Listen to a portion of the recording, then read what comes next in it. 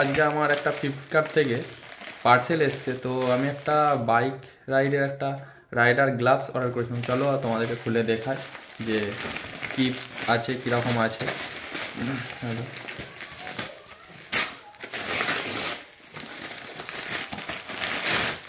Packing তো মোটামুটি ভালো।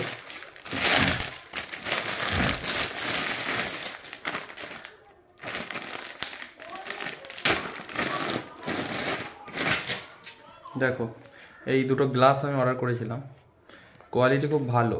এবার আমার এটা হচ্ছে যে ফ্রি সাইজ ছিল, এবার হাতে পরে দেখি সাইজটা ঠিকঠাক আছে নাকি।